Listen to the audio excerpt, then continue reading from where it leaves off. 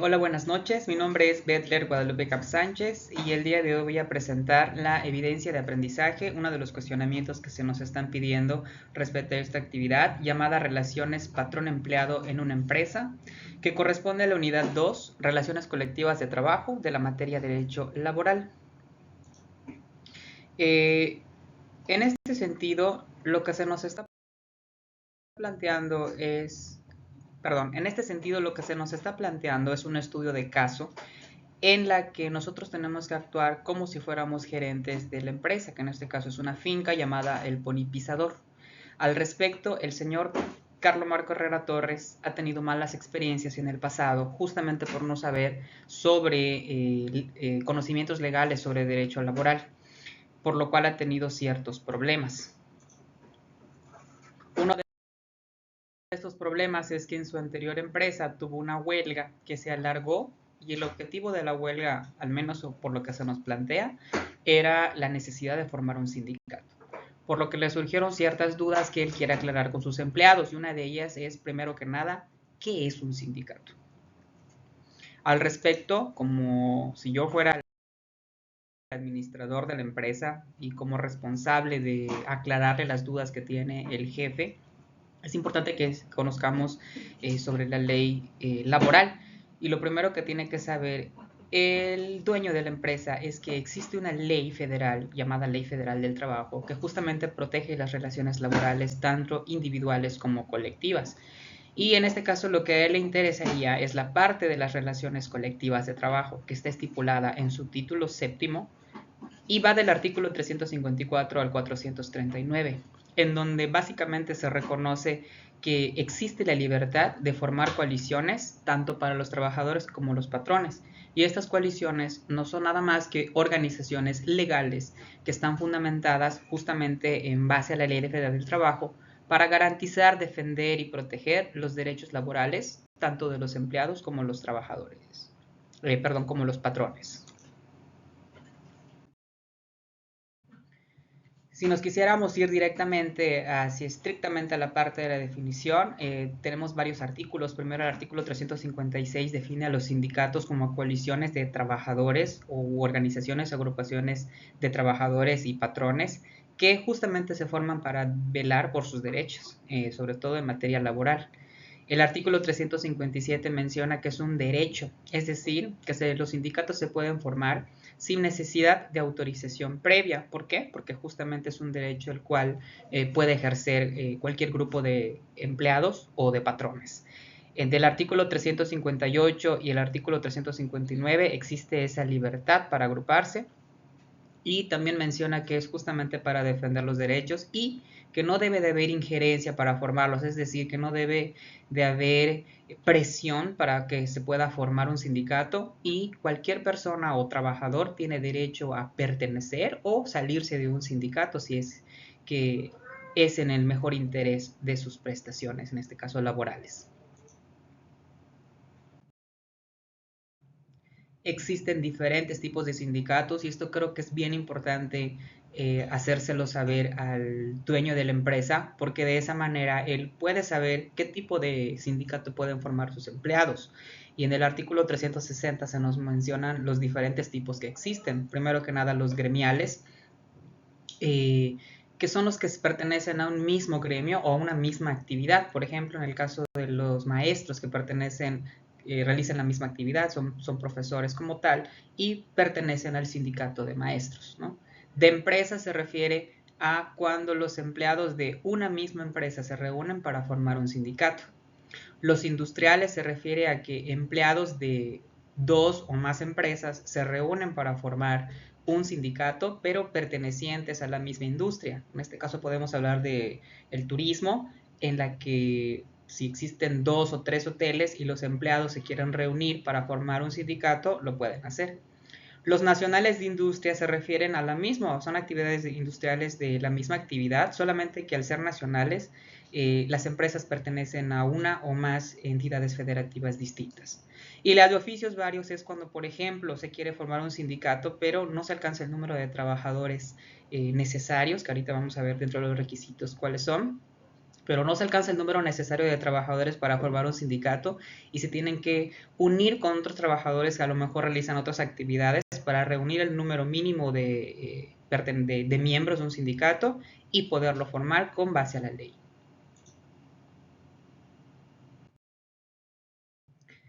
También es importante que el patrón sepa que para protección de sus derechos y de sus obligaciones, el artículo 361 también menciona que tiene la libertad de poder formar un sindicato si así lo quiere, solamente que no puede pertenecer a un sindicato de trabajadores, tiene que ser un sindicato de patrones, los cuales son dos, el de varias ramas de actividades, cuando forman parte de empresas de distintas actividades y distintos patrones se quieren unir para formar un sindicato, y cuando son nacionales se refieren a igual a varias actividades pero que se encuentran en distintas entidades federativas.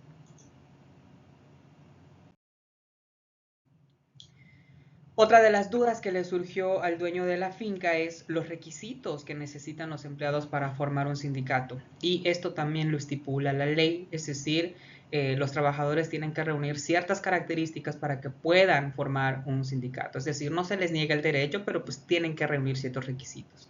Y del artículo 362 al 364 vemos que se estipulan principalmente que tienen que ser empleados mayores de 15 años.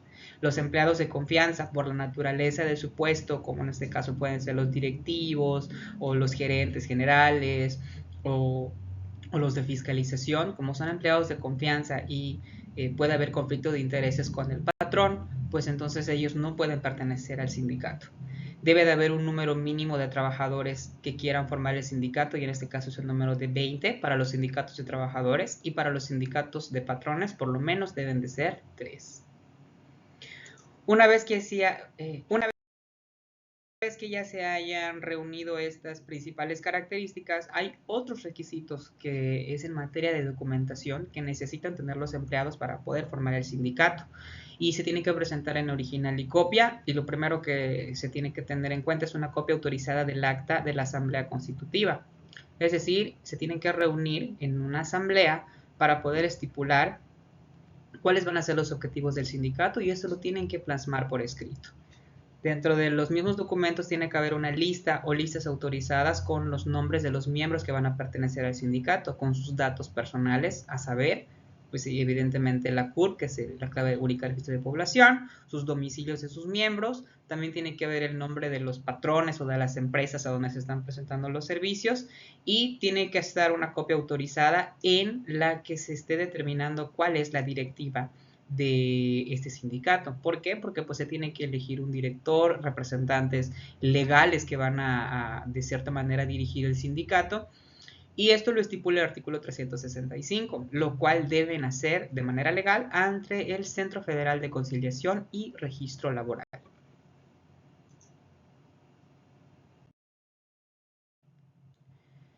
También se tiene que dar una copia autorizada de los estatutos establecidos en el artículo 371. ¿Y los estatutos qué son?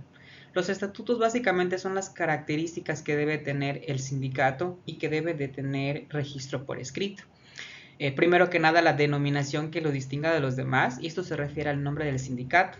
Es decir, tiene que tener un nombre que lo identifique y que sea diferente a otro sindicato. Por ejemplo, si existiera uno o dos sindicatos de la misma rama, pero pues que velan por diferentes derechos, ¿no? Por ejemplo, en el caso de los maestros, como sabemos, a nivel nacional existen 2 sindicatos de maestros que son de la misma actividad, maestros como tal, pero cada uno defiende derechos o intereses particulares, ¿no?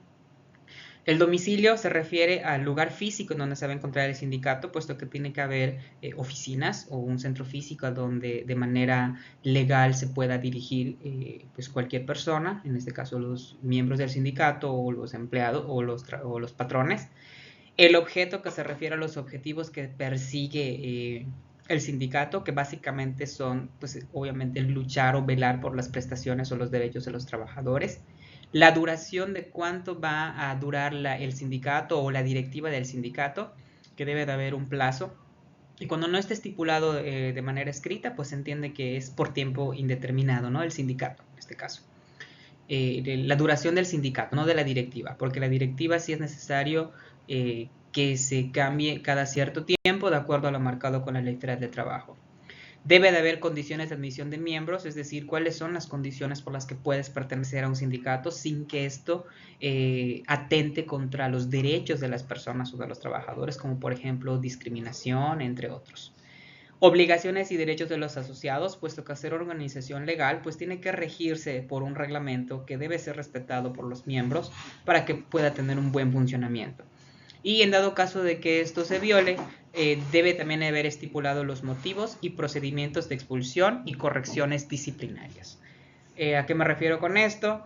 A que existe todo un protocolo que también está marcado en la Ley Federal del Trabajo, en donde si se quiere expulsar a un candidato tiene que hacerse por la vía del sindicato, de manera democrática, en la que tienen que votar la mayoría de los miembros para aprobar la expulsión, y todo esto tiene que ser de manera legal.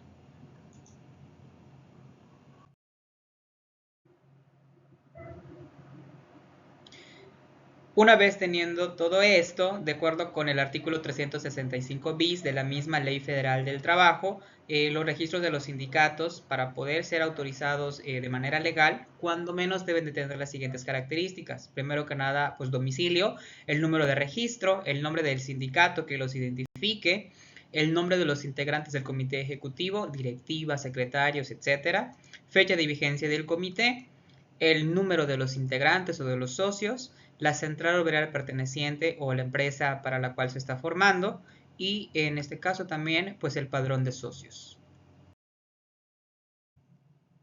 Otra de las dudas que tenía el jefe para ver cómo se tenía que formar el sindicato es el proceso para crear un sindicato, más bien, ¿no?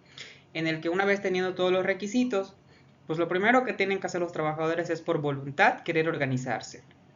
Determinar el tipo de sindicato al que quieren formar, que en este caso son miembros de una misma empresa, reunirse para poder constituir la asamblea constitutiva, en donde van a elegir a la directiva y redactar los estatutos del sindicato, los objetivos, el reglamento, entre otros.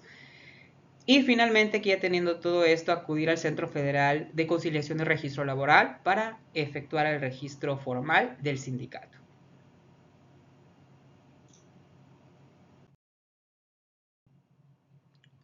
Posteriormente, una vez que ya se haya formado el sindicato, que en este caso el artículo 366 es el que nos menciona que 20 días cuando mucho ya se debe de dar por registrado el sindicato, y una vez que ya esté formado, pues el patrón tiene ciertos límites de actuación frente a esta organización. Y esto lo vemos en diferentes artículos dentro de la misma Ley Federal del Trabajo. Primero que nada, la libertad sindical.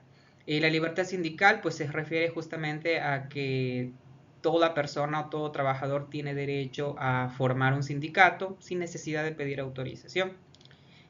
No debe obligarlos ni siquiera a formar parte de un sindicato ni a salirse de uno, y obviamente tampoco debe tomar represalias. El artículo 133, fracción 5, también menciona que no puede intervenir en la formación de un sindicato, tampoco puede impedir su formación y no puede tomar represalias contra cualquier trabajador que quiera pertenecer a cualquier sindicato o que quiera formar alguno.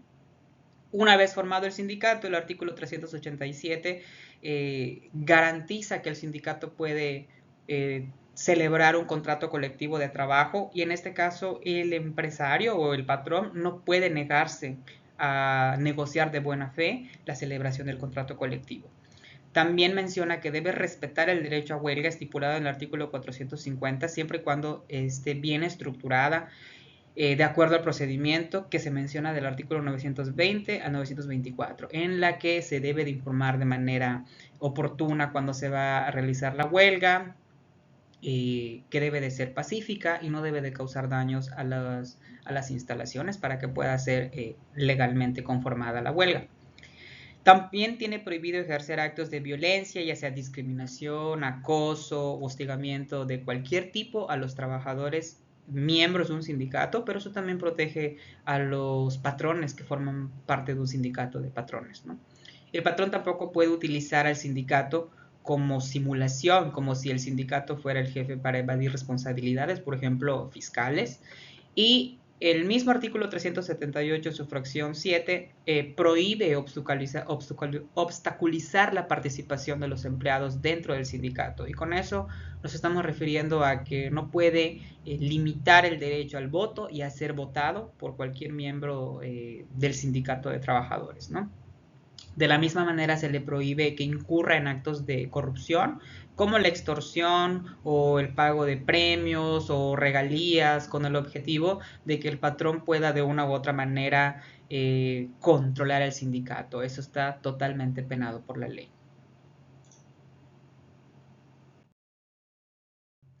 Y bueno, básicamente estas son las dudas que hay que aclarar al patrón para que de una u otra manera, pues él les permita a los trabajadores tener la libertad, bueno, no permitirles, pero sino conocer que él tiene que respetar el derecho de los trabajadores si quieren formar un sindicato, pero que lo hagan por la vía legal para que todo esté mejor estipulado y que tanto los empleados como el patrón en este caso se conduzcan todo de manera legal y puedan protegerse ambos en cuanto a sus derechos y obligaciones.